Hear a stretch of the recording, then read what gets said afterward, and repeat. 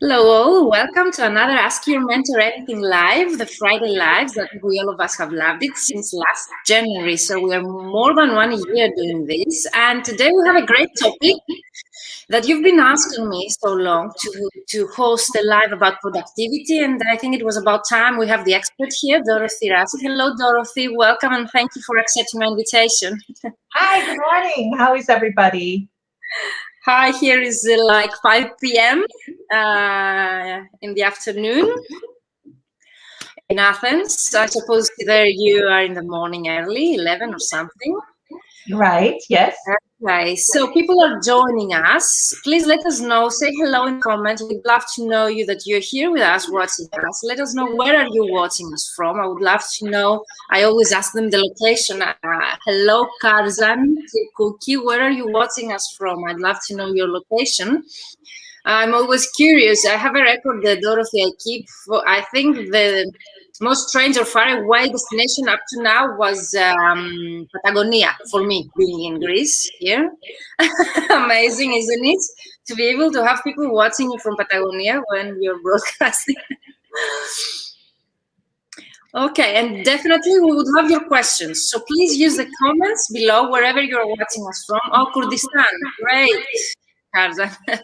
I hear some echo, Dorothy. Do you think it's from your side? Is there anything you can do to lower down my sound on your PC, or do you have anything else open?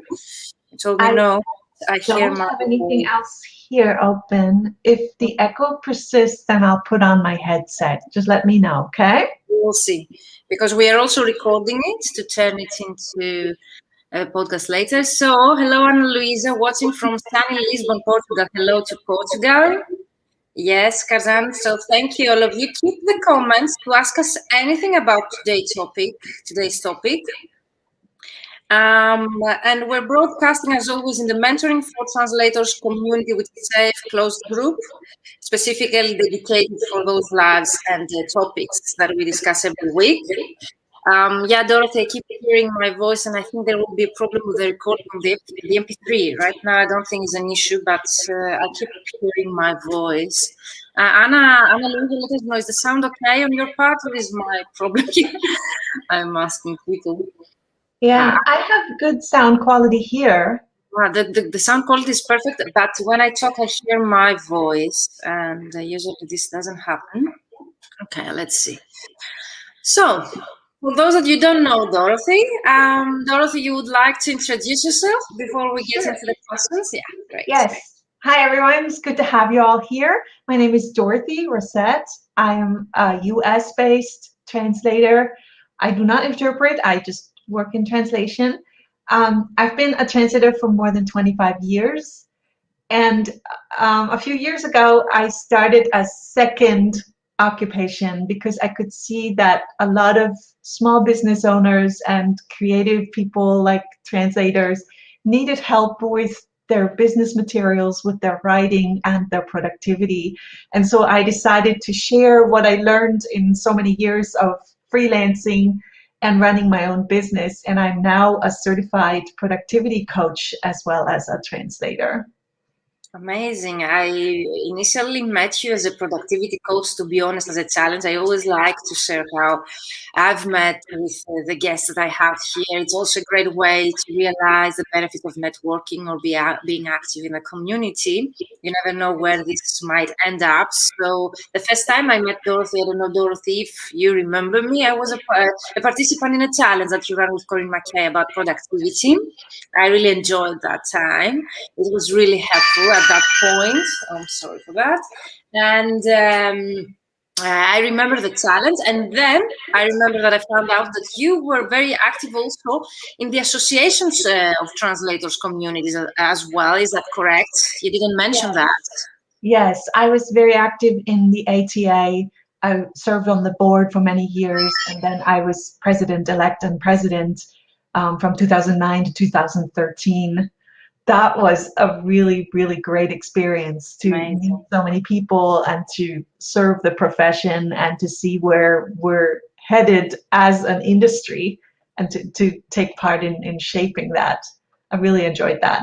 Yeah, and it's also really helpful for the community, what you give back to the community. And for me, the ATA is, I think, the biggest association we have worldwide for translators. So it's a great honor for you, but also for us to have you here because you can share also this part of experience you've lived as a translator and Translators Association president, and now as a productivity coach. And you have more to share with us, your book. We're going to see everything today. So stay tuned with us. They say that they can hear my echo when I talk. Would you like to try the headphones and see if this was the problem? Because yesterday at the tech call, we didn't have this issue. And maybe it's... can you see the comments, Dorothy? Can you see Karzan, Kiruki, and Ana Luisa, the comments that they say? Okay, yes. So why don't I switch over to headphones? Let's try it to check this out. Okay. And definitely use the comments area to ask us anything. And Dorothy, she would love to address any specific case study. So if you have any specific project that finished, something you would like to complete and you find it hard with your productivity, or how to handle several different projects that you might have, or that course that you both purchased and you are unable to complete, please share in the comments your own story. We would love to address specific case studies. And since we have the expert here, Dorothy, this is your chance to ask us anything and specifically address any specific issue that you have for your own business or personal life. Hello, Ileana Kari. It's a pleasure to be here. It's a pleasure to have you here as well. And you're always on my lap. Some people, they're very disciplined. They're always here with us. And I hope, guys, you enjoy the topic. So today's topic, Ileana, Anna, Karzan, is about productivity, complete what you started, and we would love to address any questions. So let's start with the most common questions that mentees have about your background. And if you remember, Dorothy, you shared the story. It was very inspiring yesterday, but very quickly, if you would like to repeat for those that are watching us for the first time today. How did you start out as a translator? And if you remember the first time that you got a client, do you remember that? Yes. Is the audio better now? Perfect. Excellent. Okay. So in our live call yesterday to check on the technology, I shared with Virginia a story that dates back into the 1990s when I was really just beginning to work as a translator and had no idea where I would find clients.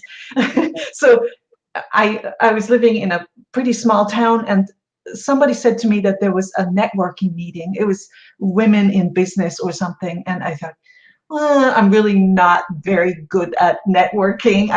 I was not very interested in going. And so at the last minute, I decided, okay, well, fine, I need to learn how to do this. I went and attended this meeting. And at the meeting, I ran into a woman who was working for a newly established company at the site where I was living at the time. And she said, well, this company's from Germany, and they're looking for someone who speaks German. Do you know anyone? And I thought, well, that's me. And so I ended up contacting this company. They became clients, and I tell you what, they've been clients for 20 or more years for me. And when I look back, how much money I've made with them, how much I've learned from them, how many referrals they've given me to other places, it works out to so much. And it came back to this one decision to get over myself and to go to this networking event and stop telling myself I can't do it, I'm not good at it, but instead to go, well, let me just see what there is, and then to have this amazing thing happen. It's a fun fact that in such a short story, you mentioned such great advices. For example, the networking as a client acquisition strategy.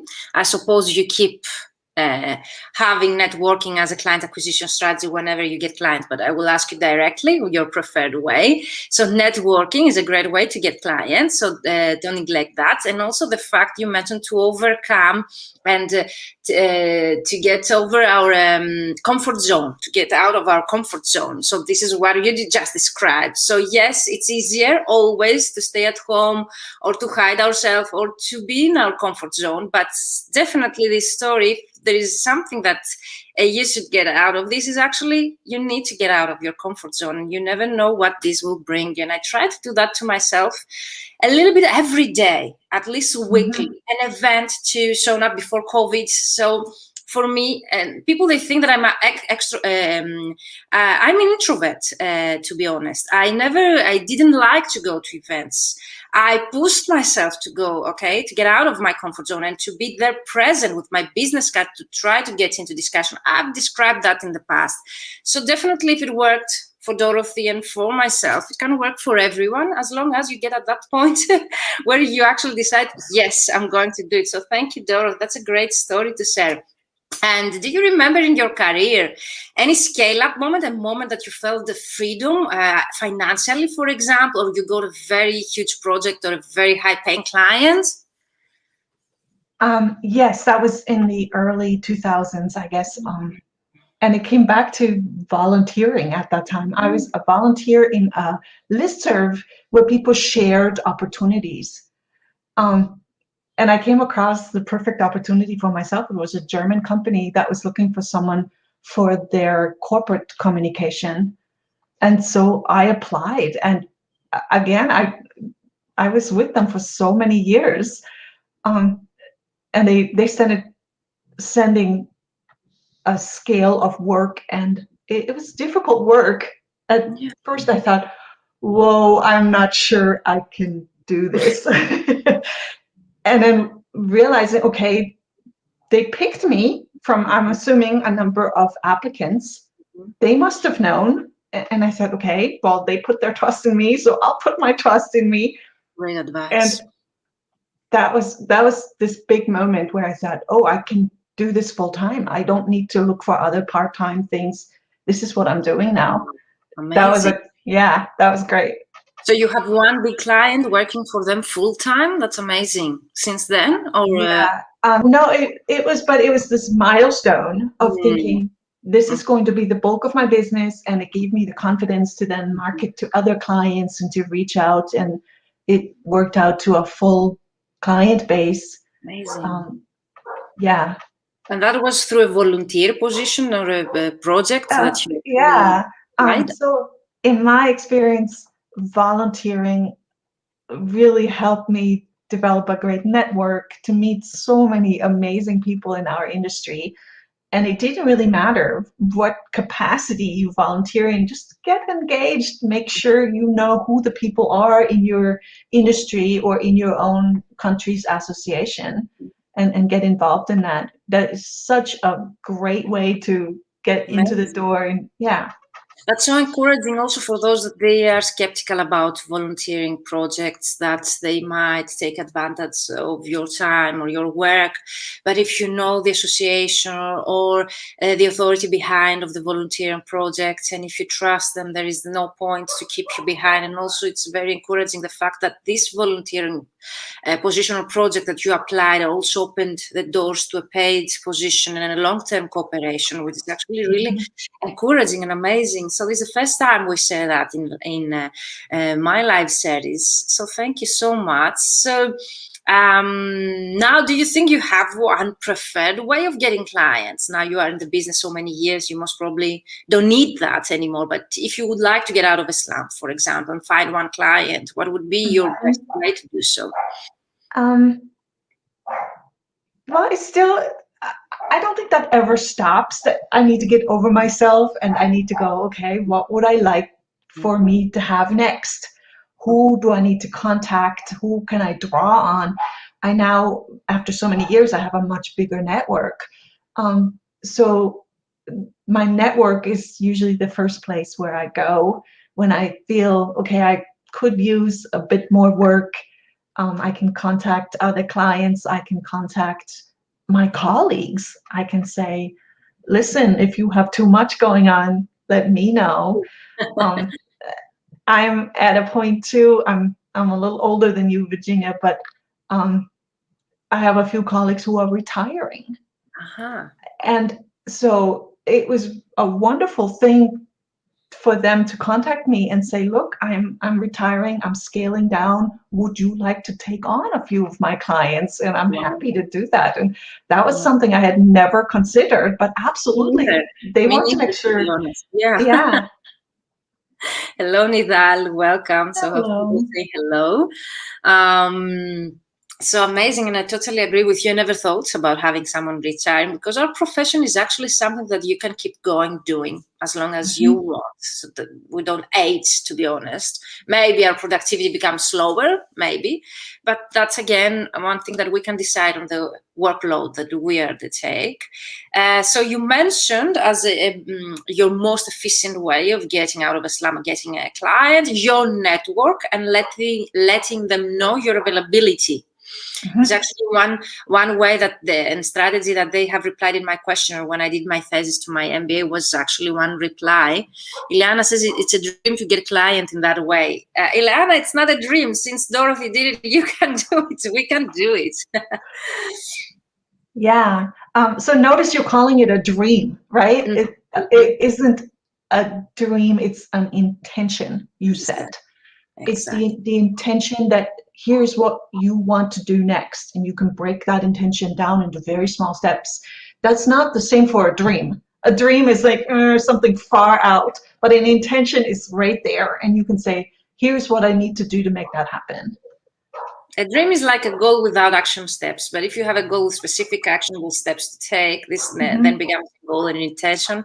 And thank you for mentioning that, Dorothy. It's a great mindset shift, what you mentioned already, because yes, we have them as a dream in our mind, but if you actually write them down, find the step to achieve that goal, then it becomes an intention, as you mentioned. And thank you so much again for sharing that. So getting clients through our network and let them know about our availability. But Ileana, don't forget that Dorothy, she has a great network, big enough, with well-established and well-esteemed colleagues, most probably also because of the years that you're in the business, but also because you were a president of one of the biggest translators association in the world. So all of this plays a role to be at the stage right now to be able to find clients like that. So it takes preparation, some years to be in the business. Nidal says, I'm involved in translation and interpreting. It's a very delicate profession, very essential and important. Thank you, Nidal. That didn't know. So Nidal is a connection I got to know through Clubhouse. I don't know, Dorothy, if you're on Clubhouse yet. I'm not. I No. can send you an invitation to join us, and we can have a clubhouse there, room as well. Those are the rooms there. And we met with Nidal in a group, and he has also some live shows. So Nidal, thank you for being here. So let us know if you have any questions, actually, because we would love to address the question in the second part. So now we addressed all the questions. You mentioned also your background as a productivity coach, so your background in mentoring as well. And let's get started because I'm so curious because you mentioned to me you have created your own method. Is that correct? I have here my notes. You Yes. mentioned to me that you have your own method. Is that correct? That helps us to complete what we studied or to boost our Yeah. productivity. Um, so a lot of people come to me with their projects, and the projects come to a certain stop. Let me take the example of a website, because that is something that we all struggle with. So Mhm. when you first start a new business, you think, okay, I need to have a website. But sometimes it's not entirely clear what you want to do with that website. Everybody says have a website. So Okay. you start building one, you start fiddling with it, you start fine tuning it. And for some people, that process never ends. They have this intention, or again, like we talked earlier, they have this dream, right? I'm going to have this website and it's going to be the best website ever. But that's not what you need. You need a website that's out there. And so for some people to get past that point of fine tuning and perfecting is very difficult. And so they say, oh, well, I would love to have a website. I was hoping to have this or that for my business, but I just don't have time. Mhm, mhm. So I'm realizing that is not really the issue here. So, and also, because you mentioned perfectionism, better done than perfect, and you know that phrase as well. So sometimes we become that perfectionist that we never end anything. And before you continue to disclosing your method, I have, for example, my website. It took me 6 months to have it online, 6 months work with the web developer, of course, and I have had already the texts ready. I have already that structure in my mind, but for myself, a website creation is an ongoing process, can grow more and more and more. So you can do many things. So right now, for example, I have one more page that I haven't yet had the time. So you can help me now. I'm a case study. I haven't had the time to complete that landing page. So it's missing one page on my website yet. And also missing to integrate my podcast. So I have some missing parts, but then I decided to go live. Before it's the total perfect, or before has the structure that I had in my dreams, if we can say, about that website. And then at the same time, behind the scenes, working with the missing parts that I hadn't had the time to complete. But still, we have now March, and the website is online since September, and still I didn't have the time, but I know that you might tell me it's not the time. I didn't have the time to finalize and complete those tasks.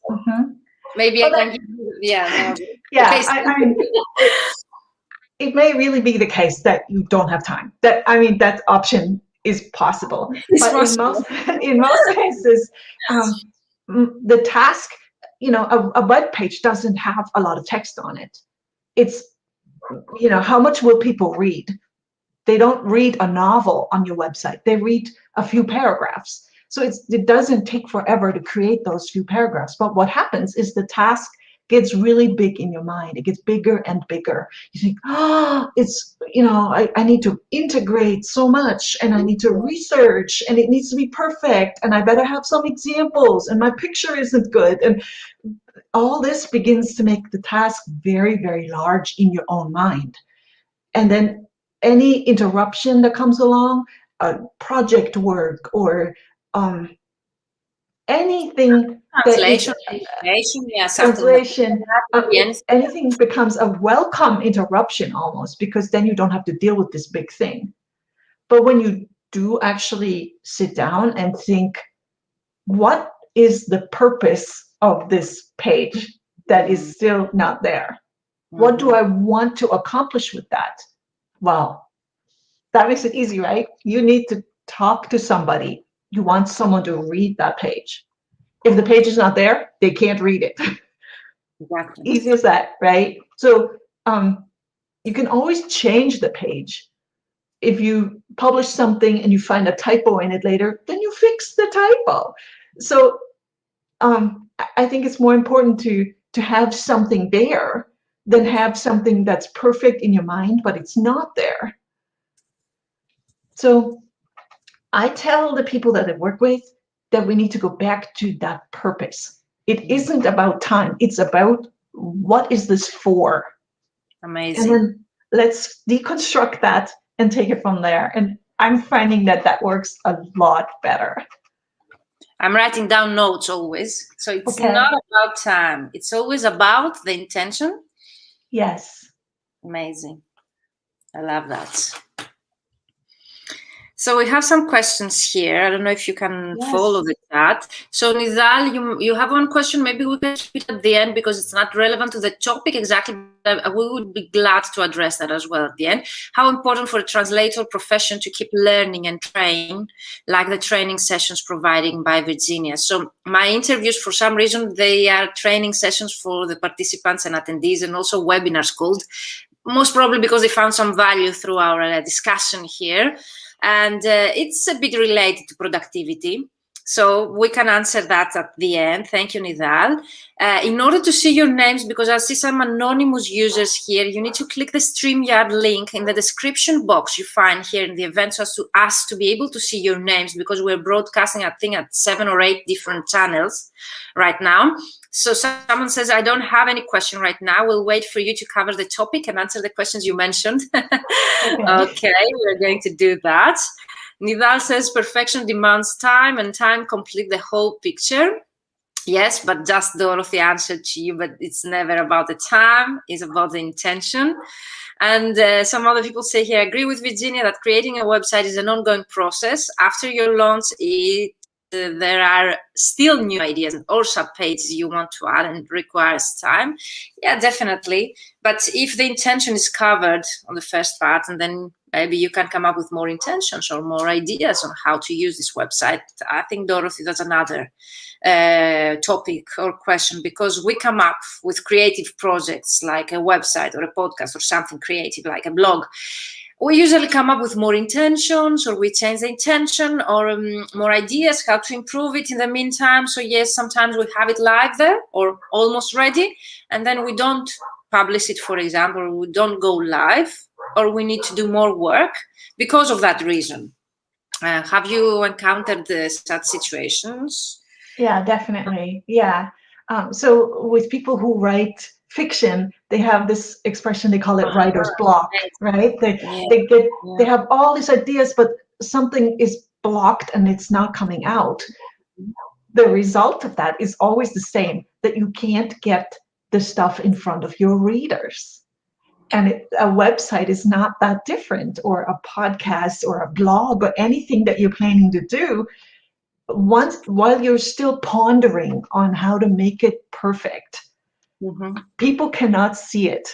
So it's easier to see it as something that is a living document, a living project. People will be happy to learn with you. If a podcast doesn't go as planned, well, fine, and do it again next time. And the first one will not be a smash hit, I can tell you that already. But as you learn, I'm sure Virginia had the same experience. She had this courage to step out and do these web podcasts live. I'm sure you were super nervous the first time you did that, right? And now you have more practice, and you're stepping out with it, and you have a whole process for it.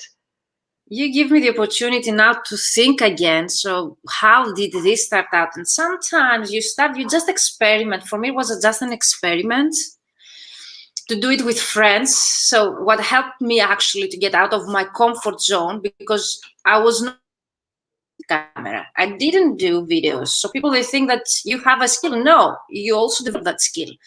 But I needed to get out of comfort zone, as Dorothy, you mentioned. And I remember I started in a safe way with friends. So I invited some friends that I knew that they have it, or they have a topic to discuss about. And we did it as having a coffee with them and discussing on a specific topic to see if this attracts the interest, if it has a value to provide to the audience. And then we take it from there. And yes, sometimes also life takes you to a specific path. You don't need to have a specific perfect vision or perfect idea. You start from somewhere, then you adapt it, and you build it in at least that was the way that I did the things. Maybe, Dorothy, you have better tips to share with us.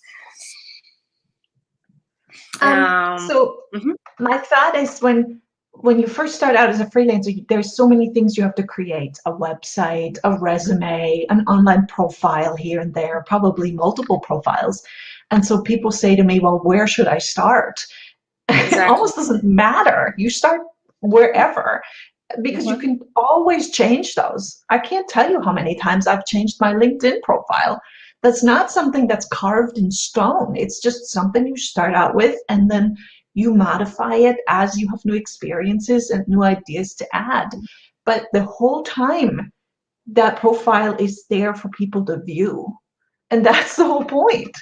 So don't get stuck in this mode of waiting until something is perfect, because your own level of perfect is probably way up there. And all you need is for people to find you. They can't find you if your half perfect thing is still not published. They can only find you if your almost perfect thing is online. So that's a really big shift of how you want to think about it. For me, mindset, because you are doing a great work on mindset right now. Everything you tell us here is about mindset. Yes. In a way, though. for me, mindset, I keep repeating myself, is 80%, at least 80% of the work, like 20% the strategy or the practical steps. 80% for me is the right mindset. And I always have in my mind the phrase, the quote, that if you wait to be ready, you will wait forever to start something. Or if you wait to be perfect so as to start, you will wait forever, because perfect is something that comes up on our head. It's not a reality. Nothing is perfect. Even if you work on that for 2 years and you don't publish that blog, for example, you might be able again to see some mistakes or some unfinished stuff. So at least that's my view on the things. And of course, I think what I see behind your words, Dorothy, here is actually the fact that we need to deal with our insecurities, to deal with the critic that we receive from other people. And I think this is the main problem. We don't complete, we don't go live, we don't, as you mentioned, publish that blog, that website, that podcast, because we wait to be perfect. I think the problem that lies behind of that, if we can say problem, is actually the fact that we need to deal with people that will be critical to that, or we need to receive feedback from the people. Yes. We become visible, so we are exposed to other people's opinion.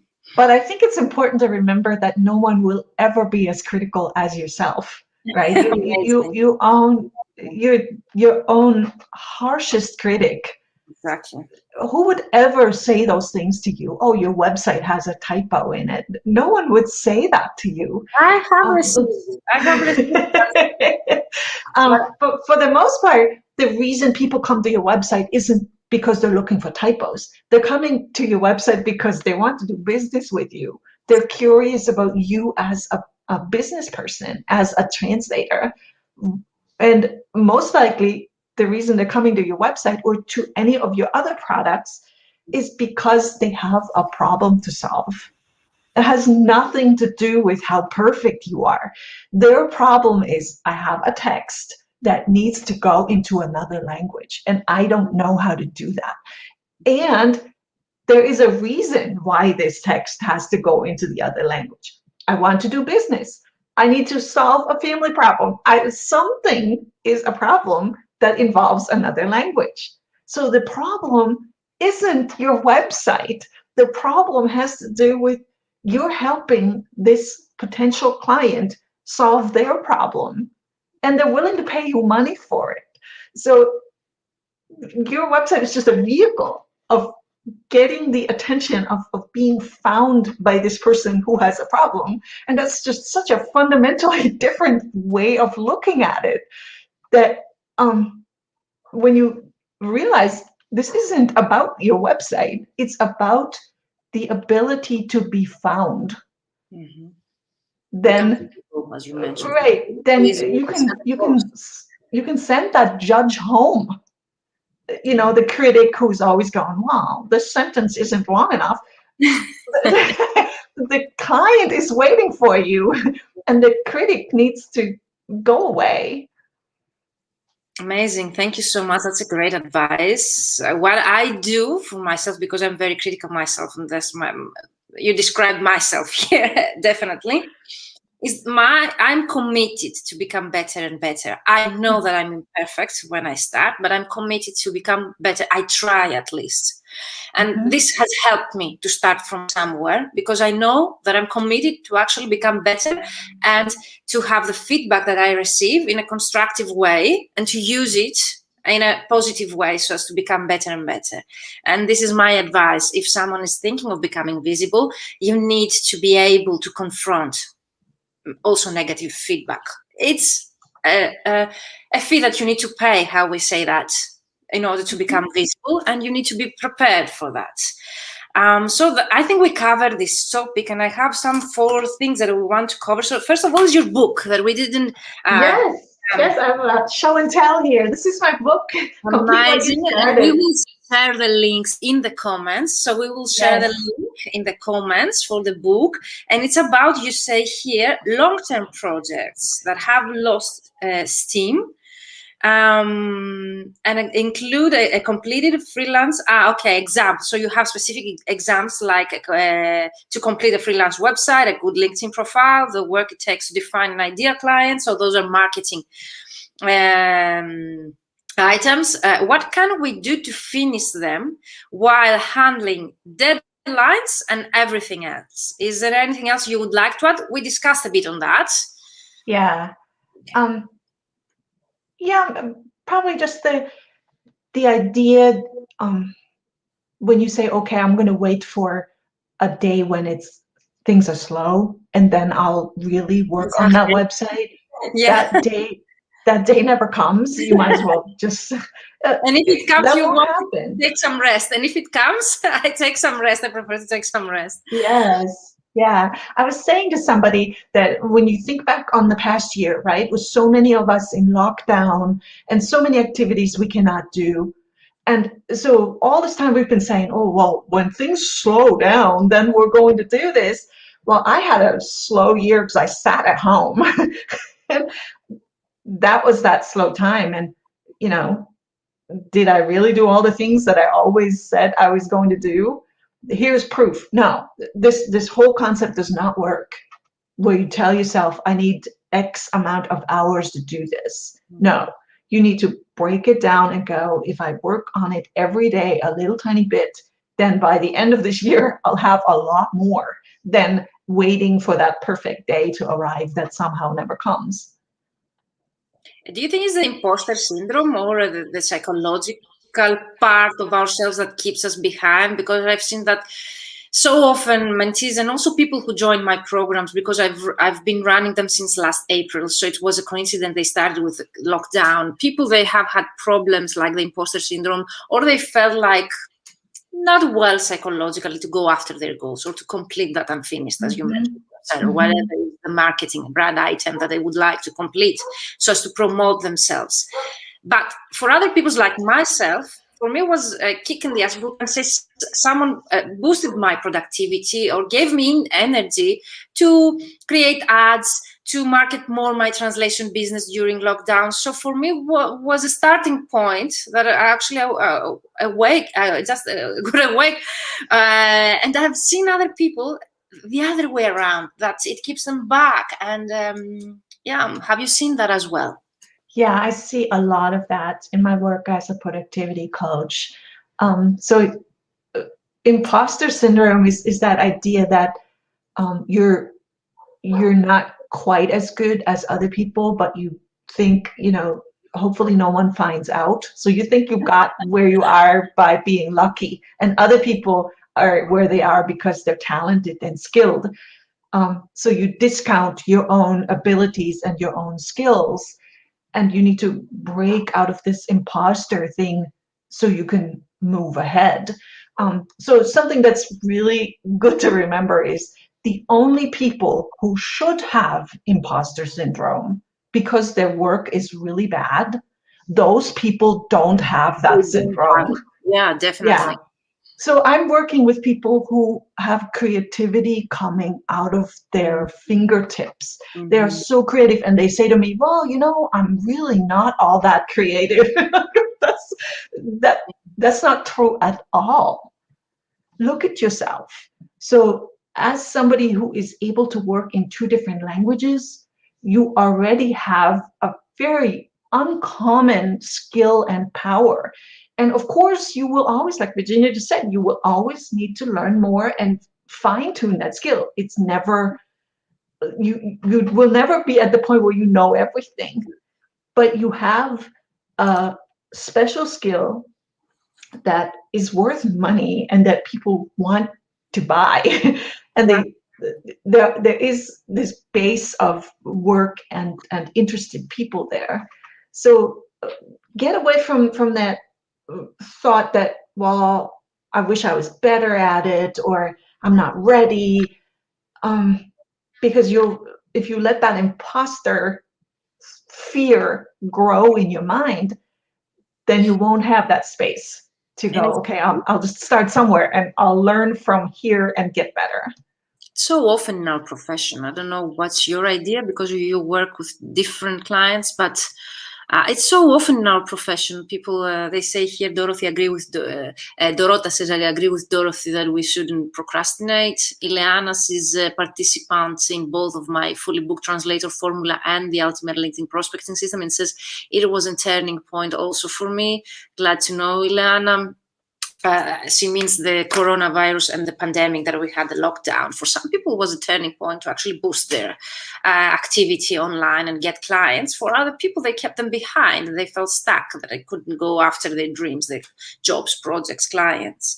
So to wrap up with the book, practically, okay, I know that this book will help us to get that unfinished website finished, to have our blog published, to our book published.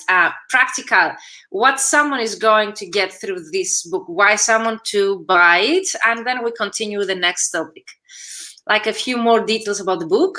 Yes, it has a lot of practical ideas and suggestions where to start. It's not a theory book. Exactly. It's a workbook, and it's designed to open it on any page. You don't have to read it from A to Z. You have to just open it and go, oh, here's what I can do. And that's what I want you to do, is just open it, do a little bit of activity every day, and you'll find it changes how you work. And also it's not addressed only to translators. Yes, I've worked with a lot of writers who have longer pieces to complete and who are stuck in the middle. So I just taught a group course in January based on this book through Corinne McKay's program. It was also called Complete What You Started. And we had a group of people who worked together on different projects. And some of them were writers and some of them were translators working on their business projects, and that was just an amazing group. It was so much fun. The challenge I participated had a different name. I cannot recall the name, but it was a different challenge than the challenge that I participated myself. Yeah, that was a few years ago. Right? Okay, it was only for translators. Okay, amazing. Yeah. So if you would like to find out practical advice on how to boost your productivity, to complete what you studied, and if you are in the creativity industry as a translator, writer, and in general you tackle with long-term projects, this book, I think, is the great book to read right now. And if you have the time during the pandemic, what's better timing to actually, okay, I've bought so many books, and definitely yours on my list. And we will share the link in the comments for all of you to find it on Amazon. I think it's on Amazon. Is that correct, Dorothy? Yeah, okay. It's also on my website. My website said Take Back My Day, and you can find it there. So you can find it on Dorothy's website, and you can find the link to Dorothy's website in the description box, where I have also the introduction, the biography, your short bio, Dorothy. So, second question, what is the best way to use a slow day in business? So when we have a slow day, and I think some of the people who are watching us, maybe they have many slow days since the pandemic started all over the world. So I think it's a great advice, can help many, many people. Yeah. Well, the challenge of a slow day is that you get stuck, that you don't do and don't use that time that's now open for maximum benefit. So a lot of people say that they, on a slow day, they don't want to go to their office, or then they get stuck in Facebook and social media. So my advice would be treat it almost like an exercise session, with a warm-up and an intensity phase and then a cool down. And if you have the whole day off, then do several of those. So the warm-up could be, okay, well, let me clean up my office, make sure there's no clutter, and then I do 45 minutes of really challenging things. I'm going to reach out to people that feel like a little bit scary to reach out to, you know, that leap. So for that workout phase, you do the difficult things. Then do write that page on your website, or do that one thing that feels, maybe I really need to do that, to reach out and contact a client, contact a colleague, that kind of thing. And then a cool down, all right, then do go through your social media and create a few more contacts, something like that. So you'd have an energy curve that would look like this. So warm up, intensity, and cool down. Amazing. It's very helpful.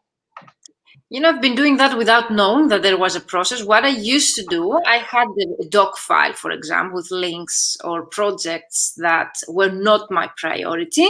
So I wrote them down, and whenever I didn't have, for example, was a slow day or a translation project or something like that, I revisited that page, that doc file, and I would choose a couple of things to do. Might be, for example, as you mentioned, to clean up, okay, the office, or might be to send 10 emails to potential clients, and I had a list with potential. So marketing things to market my business would be actually to create, as you mentioned, a new page on the website, or to create a series of posts. You can actually create a 3-month campaign, content marketing, when a slow day comes.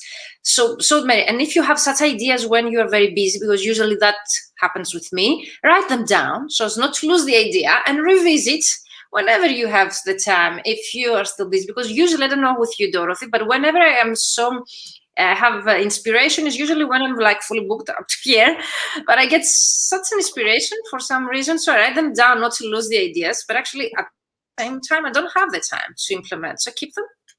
And whenever a slow day comes, for me, never comes a slow day, because if you have such a list of uncompleted tasks or marketing, okay, to implement.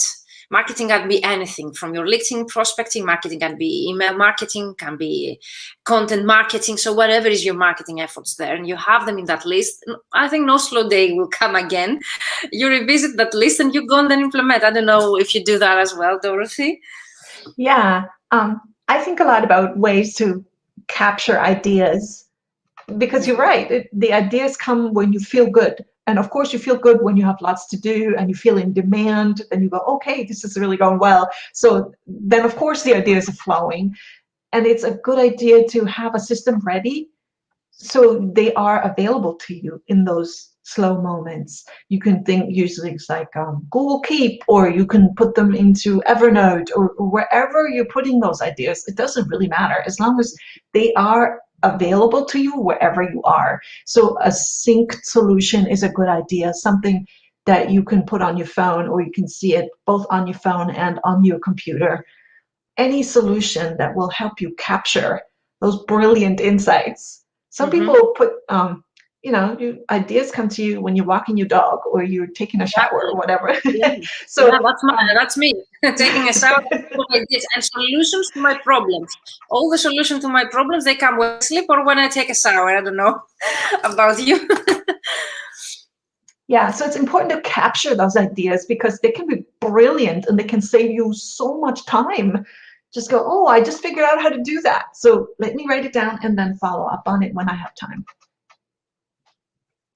Yeah, amazing. Also administration stuff, also enhancing my online presence would be in that list, apart from marketing. So several things that I keep having in my mind to finish, and I don't have the time. I have that in my list. And what else I do, I don't know if you agree with me, Dorothy, I have post-its, the small yellow stickers, handwritten, where I have them in front of me. I have a PC on my regular office. Now I'm at my home office.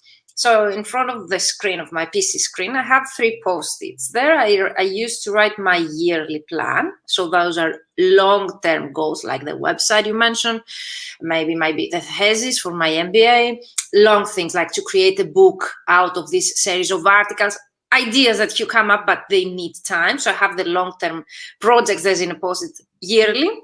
I have them short-term marketing things, like I want to distribute, for example, business card, or I want to rebrand my logo, or I want to have a new company profile. Those are shorter than longer terms.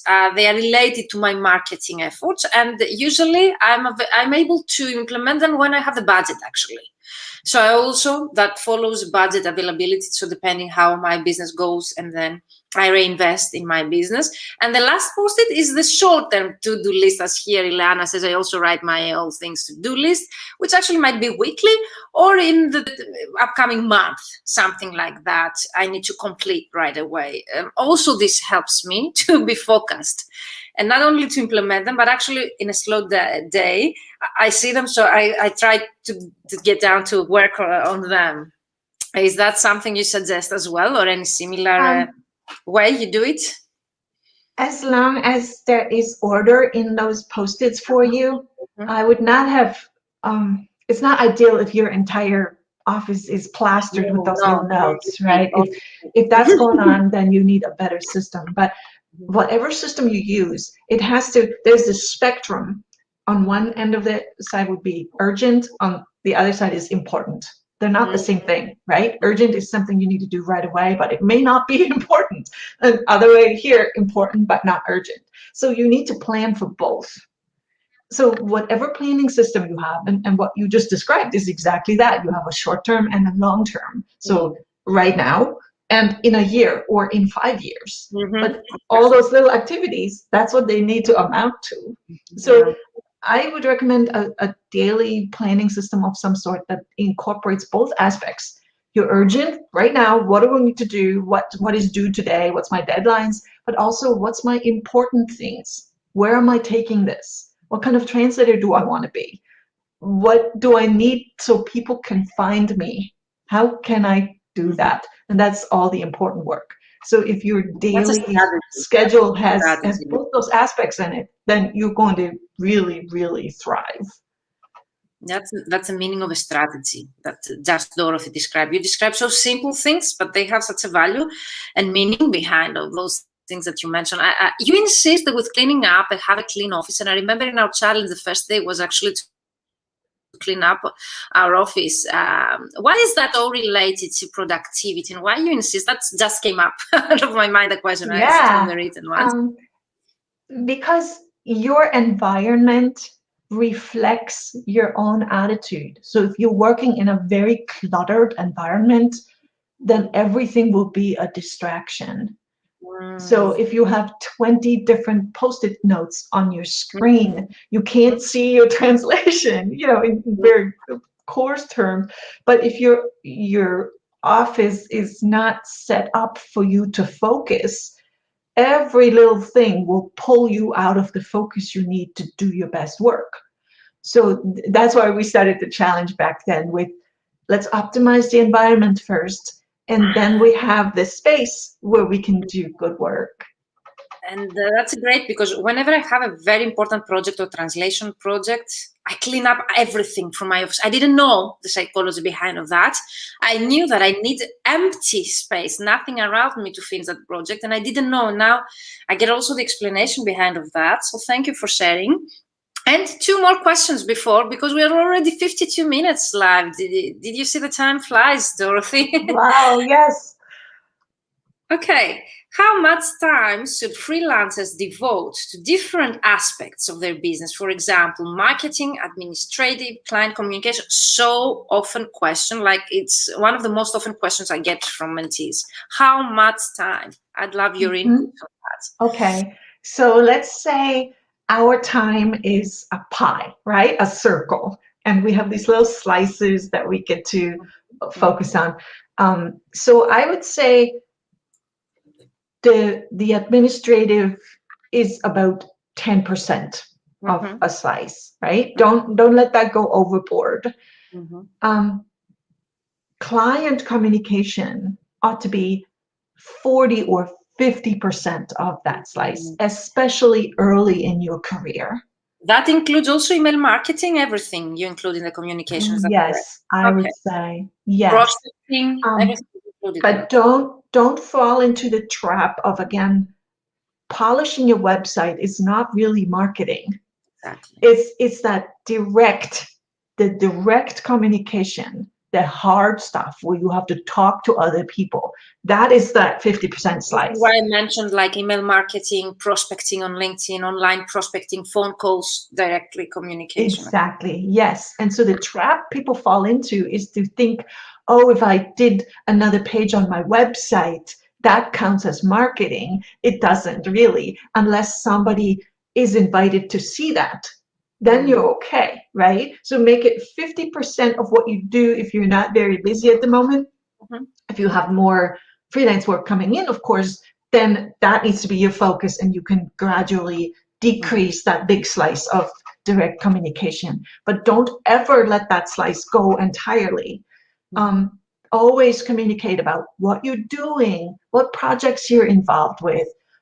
You can't name your client, but you can certainly name your client's industry, or you can talk about what kind of projects did you have? Did you enjoy the work? Are there other people who do the same work? Can you connect with them? So never, ever let go of that slice altogether. So there's some variability there. Your freelance work increases and the direct client communication decreases, but never entirely. And you have also marketing. So you have marketing and client communication as different pieces. Yeah. You sometimes, I've read the distinction that 30% marketing is kind of crafting your message, making sure you know what you're going to say. And then the much bigger piece is actually saying it to people, actually doing something with that marketing message. Like posting online. Yes, right.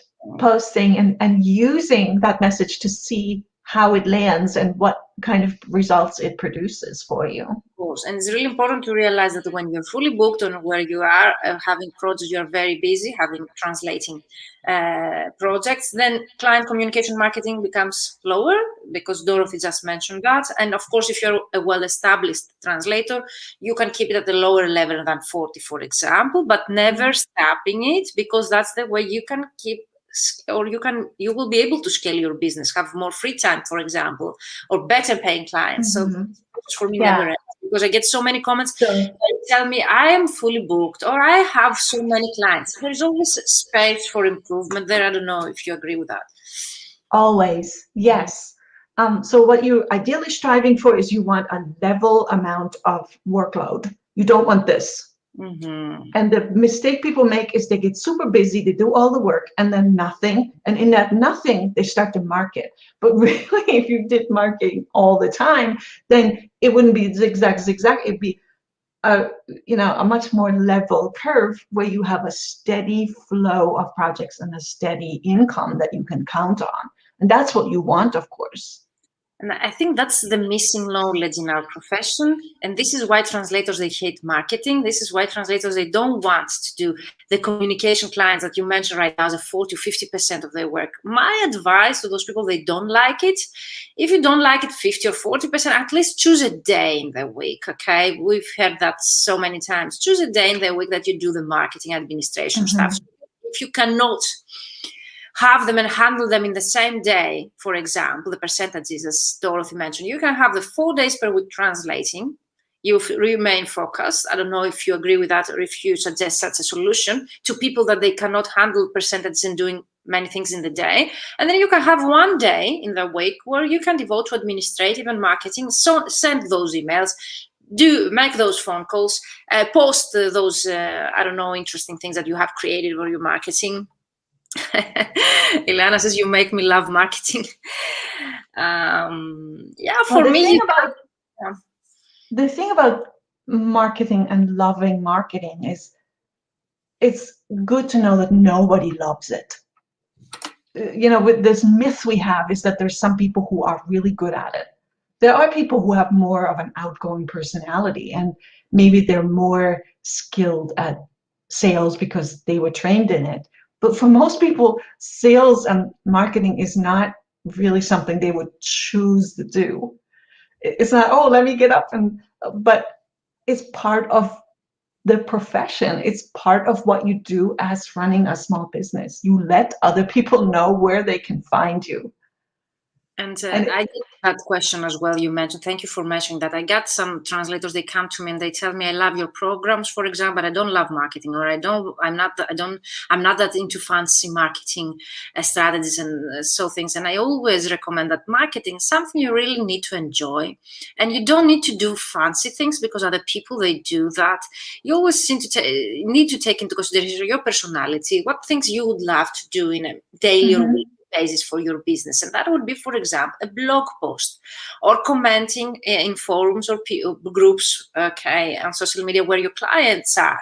You don't need to be video maker or to go on video every day or to be on Instagram creating stories every day if this is not your personality or if you don't enjoy that. I'm everywhere because I really enjoy. They tell me how you're everywhere online. It's my free time. I get how to say that? I do it in my free time because that's what helps me to take some time off of my work. I don't see it as a part of my work, and this is why I don't find it overwhelming. But I understand that other people, they might not like marketing, or they might not want to be all over the internet at the same time, LinkedIn, Instagram, and so on. So in that case, I would definitely suggest you what Dorothy just mentioned, and I think we gave you many practical ideas.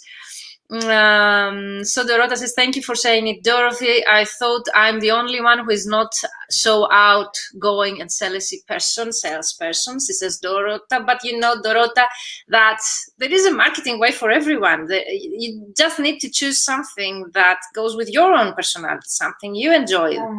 It comes back to what we mentioned earlier about mindsets and perspectives, right? When you see sales as something that doesn't feel right, or maybe you're worried about bothering people, then of course you're not doing it. But if you're just seeing it as showing up, I'm showing up so people can find me. That's so different, right? You open such a great topic. Yeah. That would be a whole topic, the sales and how to sell without being salesy. I think would be in 1 hour live. But definitely the fact that you mentioned right now, you just show up to people that they might need your service, but you need to be visible for them to find you. This is such great advice. Was there anything else you would like to add about not being salesy? That again, it's a skill you can learn. It's not something you're born with. It's something you can learn, and it's not that really different from being a good translator. You don't start out as being a good translator. You learn how to do it, and you're never done. You know, I hate sales, to be honest. And I was so surprised when someone told me you need to create a course about selling because you're so good at selling. Just a short advice, because this is not our topic today. For me, when I see that I provide value to people, I don't see it as selling. I see it as being there for people that they actually get value from what I do. So I don't see it as selling. I see it as contacting people or being in front of people that they need my service. And I know that through my services, they get such great value. And if you realize what's the value you provide to your clients, you will never think again about selling. I'm sorry for that. But definitely for me, this is what we miss. And we are afraid of sales. Yeah. So it comes down to, in both aspects, right? It comes down to your intention. And what we brought up earlier about, is it a dream or is it an intention? The intention is that little by little, I will learn what works here, how I can make myself visible. That's all it is. And definitely, I'm sorry for the break, definitely to know the value you provide to your clients, your worth. If you know that, and if you know that you're of value to your clients, you will never think of yourself as salesy or pushy. The next time you're going, of course, to do it in the right way, that we say also in my programs that Dorota mentioned. And last question to wrap up, what's the best way to handle distractions? You mentioned a bit of clean up and declutter. Right. I actually gave a whole presentation about that at the ATA conference. So really briefly, it's to know what distracts you, you know, and to eliminate exactly those things. So if noises bother you, make sure you deal with that. Or if light is an issue, set up an environment that is kind of minimized for distractions. Set the boundaries you need. Tell your family, tell everybody, this is my work time. I'm not going to get disrupted now. And make that realistic enough that you have every day at least an hour or so where you can do uninterrupted work. take care of yourself so you're not stressed, because when you're stressed, then you're much easier to distract. So there's a lot there. And there's also the 50-10 minutes productivity, how we measure. There is an exercise, Pomodoro. Yeah. You know that most Yeah. probably.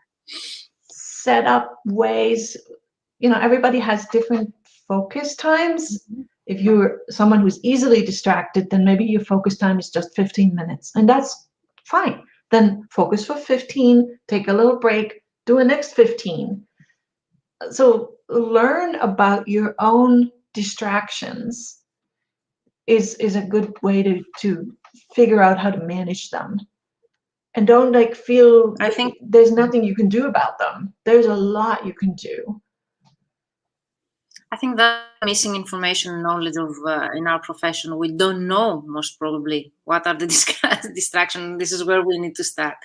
So I think that was it for today. Do you want to answer 2 questions, Dorothy, before we close? So we have Nidal's question that we didn't answer. You can see it here in our screen. How important for a translator profession keep learning, like the training sessions? How important and what percentage of your time you think I'm adding that to our topic today? So to also remain productive at the same time and complete the trainings, because yesterday I mentioned Catherine's question, my mentee. She told me I've bought so many CPDs and courses online. So I'm gathering 2 questions in one right now. I've bought so many CPDs or courses online, but I never find the time to actually complete them. In addition to Nidal's question, if you would like to give us some tips how to do that. Sure. So absolutely, that training and that fine-tuning of your skills is never done. You're never a perfect translator, and there's always more you can learn. And luckily, with internet and everything, you can find that content from very basic to highly advanced. And I would encourage you to keep that up consistently whenever you can.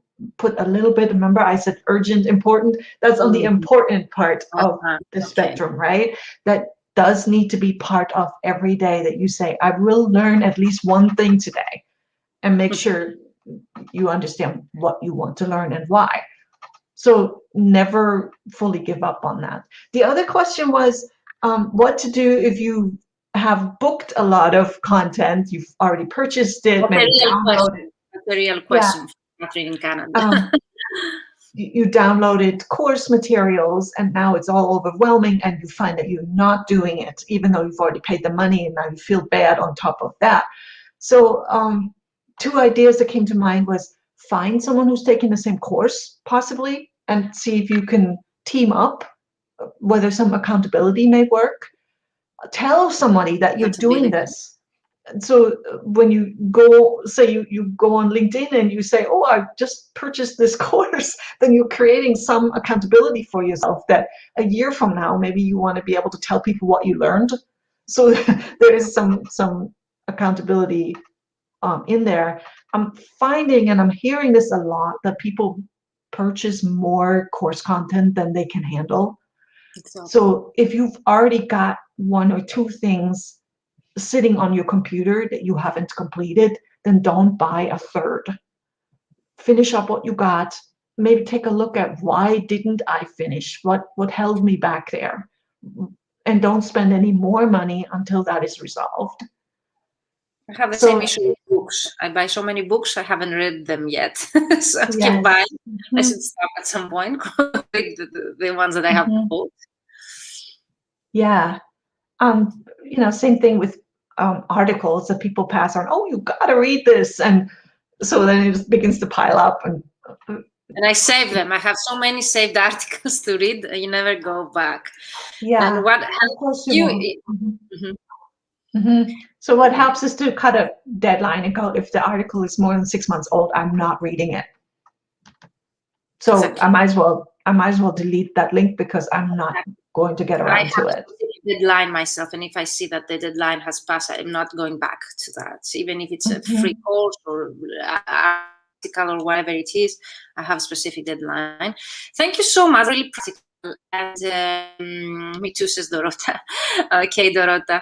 So this is the reason you give me the opportunity because you asked me about my program.